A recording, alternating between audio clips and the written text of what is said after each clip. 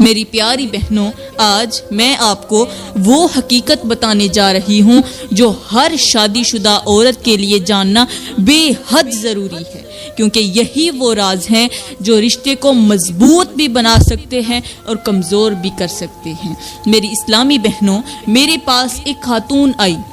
اس کی صورت بہت ہی پیاری تھی، چہرے پر معصومیت بھی تھی، مگر آنکھوں میں ایک عجیب سا درد چھپا ہوا تھا۔ وہ آتے ہی کہنے لگی کہ مجھے راستہ بتائیں، میں نے اپنے شوہر سے طلاق لینی ہے۔ طلاق کا نام سنتے ہی میں چونک گئی، دل میں کئی سوالات اٹھے۔ میں نے نرمی سے پوچھا، آخر ایسی کیا وجہ ہے کہ تم اپنے شوہر سے طلاق لینا چاہتی ہو، جبکہ تم ایک خوبصورت اور سمجھدار عورت لگتی ہو، اور آج کل کے مرد تو ویسے ہی خوبصورت عورتوں کے دیوانے ہوتے ہیں، ان پر اپنی جان چھڑکتے ہیں، ان کے ساتھ بے پناہ محبت کرتے ہیں۔ وہ چند لمحوں کے لیے خاموش رہی، پھر اس کی آنکھوں میں آنسو آ گئے اور اس نے کہا، خوبصورتی سب کچھ تو نہیں ہوتی، اصل چیز تو وہ احساس ہے جو دل کو سکون دیتا ہے، دل کو راحت دیتا ہے، اطمینان بخشتا ہے۔ اس عورت نے ایک مثال دی، اس نے کہا، میری زندگی ایسی ہے جیسے ایک خوبصورت سا گھر ہو، ایک خوبصورت گھر ہو جس میں ہر چیز موجود ہو، مہنگا فرنیچر بھی ہو، اچھے سے اچھے کپڑے بھی ہوں، کھانے پینے کی کوئی کمی نہ ہو، مگر اس گھر میں روشنی نہ ہو، اندھیرا ہی اندھیرا ہو۔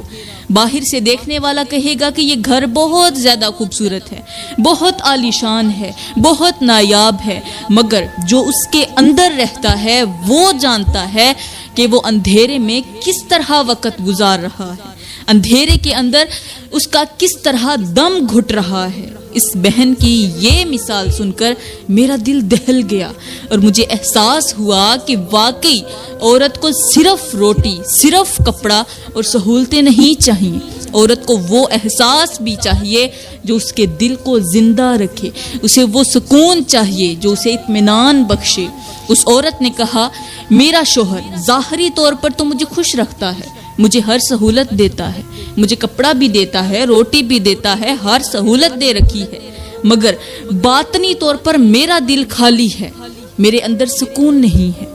میرا دل سکون میں نہیں ہے۔ میں چاہتی ہوں کہ وہ مجھے تنہائی میں وقت دے، میرے شوہر کو چاہیے کہ وہ میرے قریب بیٹھے، میں چاہتی ہوں میرا شوہر میرے ساتھ رہے، میری بات سنے، مجھے وہ احساس دے جو ایک بیوی کو اپنے شوہر سے ضرور ملنا چاہیے، مگر جب بھی میں تنہائی کا اصرار کرتی ہوں تو میرا شوہر مجھ سے کہہ دیتا ہے کہ میں مصروف ہوں، میرے پاس وقت نہیں، میں کام میں ہوں۔ تمہیں سب کچھ مل تو رہا ہے، اور کیا چاہیے؟ ہر چیز تو دے رہا ہوں، دنیا کی ہر سہولت تیرے پاس ہے، اب اور کیا چاہیے؟ تو یہ جملہ میرے دل کو توڑ دیتا ہے۔ میں نے اسے 1 سال تک مسلسل سمجھایا، بار بار کہا، میں بھی تمہاری بیوی ہوں، میرا بھی تم پر کچھ حق ہے، مجھے بھی وہ محبت چاہیے جو ایک عورت کو شریعت کے مطابق تنہائی میں چاہیے ہوتی ہے، مگر میرا شوہر ہر بار ٹال دیتا ہے، ہر بار ٹالتا رہا، جیسے میری بات کی کوئی اہمیت نہ ہو، کوئی وقت نہ ہو۔ پھر ایک دن عید کی رات آئی، شوہر میرے قریب آیا، اس لمحے میرے دل میں ایک امید جاگی، ایک شدت تھی، ایک تڑپ تھی۔ میں سوچ رہی تھی کہ آج وہ مجھے وہ خوشی دے گا جس کا میں 1 سال سے انتظار کرتی رہی ہوں، مگر افسوس میرا شوہر مجھے وہ احساس نہ دے سکا جس کی میں طلبگار تھی، جو میرا دل چاہتا تھا وہ مجھے نہ ملا۔ وہ لمحہ جسے میں اپنے دل میں سجا کر رکھا تھا وہ ٹوٹ گیا، اور اس کے ساتھ میرا دل بھی ٹوٹ گیا، اور اس کے بعد 4 سال اور گزر گئے، نہ وہ لمحے بدلے، نہ میری کیفیت بدلی، اور نہ ہی ہمیں اولاد نصیب ہوئی۔ اور اب میرا دل تھک چکا ہے، ہار چکا ہے، میں اندر سے ٹوٹ چکی ہوں، اس لیے میں چاہتی ہوں کہ میں اس مرد سے دور ہو جاؤں، تنہائی اختیار کر لوں، الگ رہنے لگ جاؤں۔ اب میں نے اسے سمجھانے کی کوشش کی، میں نے اسے سمجھایا، کہا، میری بہن، اولاد کا نہ ہونا تو اللہ کے ہاتھ میں ہے، اس پر تو کسی انسان کا اختیار نہیں ہے۔ وہ بولی، مجھے یہ بات تو معلوم ہے، میں مانتی ہوں کہ اولاد اللہ کی طرف سے ہے، لیکن میری طلاق کی اصل وجہ یہ ہے کہ میرا شوہر تنہائی میں مجھے وہ خوشی نہیں دے سکا جو ایک عورت کا حق ہوتی ہے، اور یہی وہ خلا ہے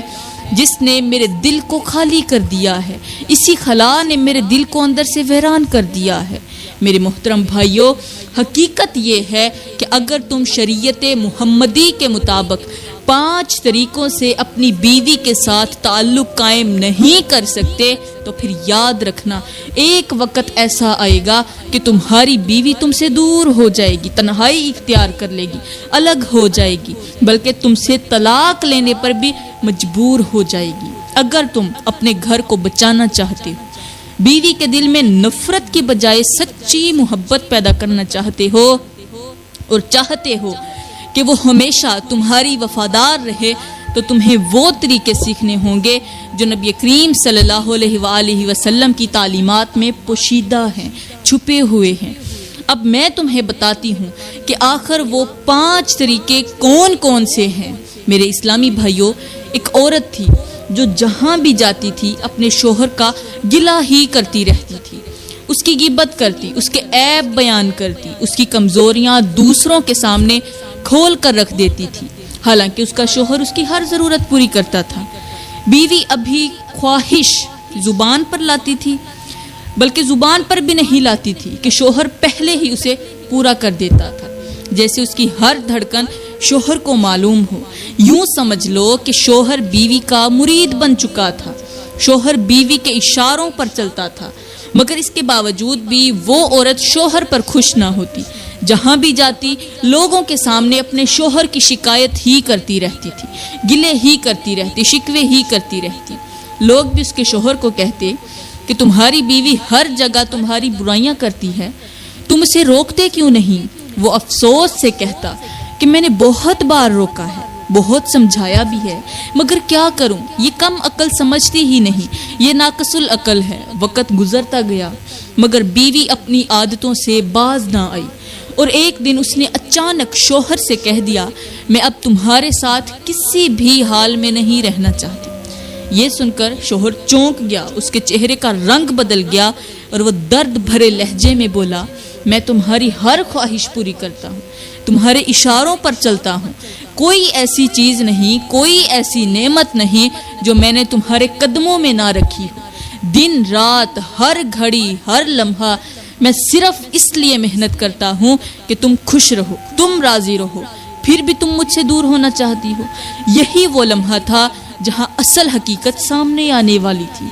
ایک ایسا راز جو بہت سے مرد سمجھ نہیں پاتے۔ بیوی نے کہا، اب چھوڑو، وقت تو گزر چکا ہے، اب میں نے ہر حال میں تم سے طلاق ہی لینی ہے، میں تمہارے ساتھ مزید نہیں رہنا چاہتی۔ یہ سن کر شوہر جیسے ٹوٹ کر رہ گیا، اس کے قدم لڑکھڑا گئے، دل بوجھل ہو گیا کہ آخر میری بیوی مجھ سے کیوں طلاق لینا چاہتی ہے۔ وہ اس قدر پریشان ہوا کہ آہستہ آہستہ ڈپریشن کا شکار ہونے لگا۔ اس کا ہر دن اداسی میں اور ہر رات بے چینی میں گزرنے لگی۔ وہ جہاں بھی جاتا بیوی کے وہی الفاظ اس کے کانوں میں گونجتے رہتے کہ تم نے مجھے وہ خوشی نہیں دی جو مجھے چاہیے تھی، لہٰذا میں تم سے طلاق چاہتی ہوں۔ بیوی کے بولے گئے یہ جملے اس کے دل کو چیر دیتے اور وہ خود کو بے بس محسوس کرتا۔ اب وقت گزرتا گیا اور یہ شخص اس قدر ٹوٹ گیا کہ اس نے زندگی سے ہی ہار مان لی، یہاں تک کہ ایک دن وہ خودکشی کرنے کے ارادے سے گھر سے نکل پڑا، مگر راستے میں اس نے لوگوں کا ایک ہجوم دیکھا۔ بہت سے لوگ ایک ہی جگہ پر جمع تھے، جیسے کوئی خاص بات ہو رہی ہو، کوئی واز ہو، کوئی نصیحت ہو رہی ہو۔ اس نے سوچا، ویسے بھی میں سب کچھ ختم کرنے جا رہا ہوں، کیوں نہ ایک بار اپنا درد کسی کو سنا ہی دوں، شاید کوئی راستہ نکل آئے، شاید ابھی بھی میری جان بچ جائے، میں سکون میں آ جاؤں۔ وہ آہستہ آہستہ اس ہجوم کے قریب گیا اور جب اندر پہنچا تو دیکھا کہ وہاں ایک بہت بڑے دانشور اور تجربہ کار حکیم بیٹھے ہیں، جن کے چہرے پر سکون اور آنکھوں میں دنائی جھلک رہی تھی، اور لوگ ان سے اپنے مسائل کا حل لے رہے تھے۔ وہ شخص دل ہی دل میں سوچنے لگا کہ ویسے بھی میں اپنی زندگی ختم کرنے جا رہا ہوں، مگر کیوں نہ اس اللہ والے سے اپنے دل کا حال بیان کر دوں، شاید میرے اس درد کا کوئی حل نکل آئے، میرے لیے کوئی راستہ نکل آئے، کوئی آسانی پیدا ہو جائے، شاید میری ٹوٹی ہوئی زندگی کو کوئی راستہ مل جائے۔ وہ خاموشی سے ایک کونے میں بیٹھ گیا،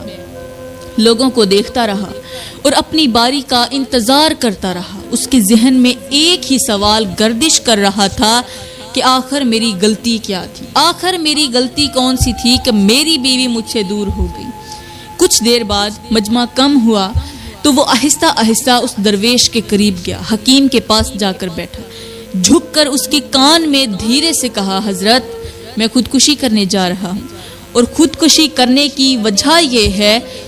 کہ میں اپنی بیوی سے تنگ آ چکا ہوں، بیوی مجھے چھوڑ چکی ہے۔ اور پھر اس نے اپنی پوری کہانی سنائی، اپنا درد، اپنی بیوی کے الفاظ، سب کچھ اللہ والے کو بیان کر دیا، ایک ایک بات دل سے نکال کر رکھ دی۔ درویش نے خاموشی سے سب سنا، پھر بہت ہی سنجیدگی کے ساتھ گہری نظر سے اس دکھی شخص کو دیکھا اور کہا، بیٹے تمہاری بیوی سچ کہتی ہے، وہ واقعی تم سے جدائی چاہتی ہے، کیونکہ تم وہ چیز اسے نہیں دے سکے جو وہ تم سے چاہتی تھی۔ یہ سن کر وہ شخص چونک گیا۔ درویش نے مزید کہا، اے شخص، اب بھی تمہاری عقل نے کام نہیں کیا، ابھی تک بھی تمہاری عقل نے کام نہیں کیا کہ آخر تمہاری بیوی تم سے کیا چاہتی ہے۔ تم سمجھ ہی نہیں پائے کہ عورت کے دل کی ضرورت کیا ہوتی ہے۔ پھر درویش نے نہایت نرم لہجے میں کہا، بیٹے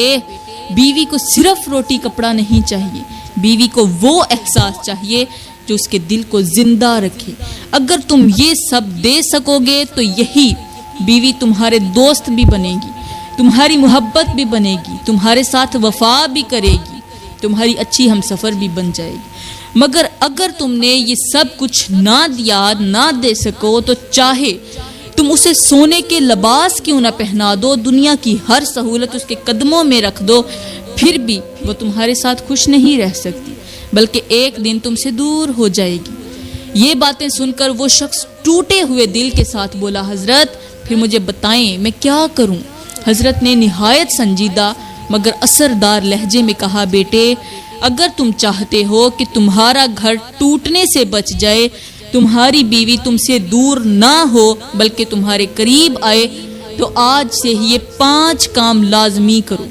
یاد رکھو، آج جو بیوی تمہاری شکایت کرتی ہے، تمہارے گلے کرتی ہے، تم سے ناراض رہتی ہے، کل وہی بیوی تمہاری سب سے بڑی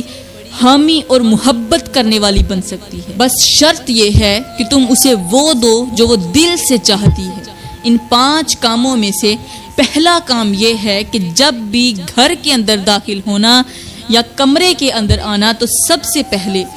بیوی کی پیشانی ضرور چومنا،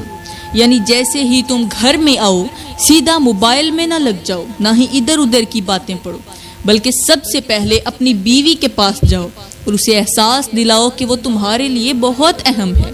بیوی کی پیشانی پر بوسہ دیتے ہوئے کہنا، تم بہت زیادہ تھک گئی ہو، سارا دن تم کام کرتی ہو، تھوڑی دیر کے لیے آرام بھی کر لیا کرو۔ یہ جملہ چھوٹا ضرور ہے مگر اس کے اثرات بہت بڑے ہیں، کیونکہ عورت دن بھر کی تھکن کے بعد صرف یہی چاہتی ہے کہ کوئی اس کی محنت کو محسوس کرے۔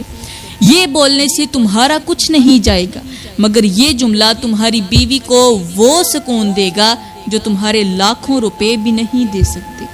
یعنی اگر تم مہنگے تحفے بھی دے دو مگر بیوی کے دل کو سکون نہ دو تو وہ خوش نہیں ہوگی،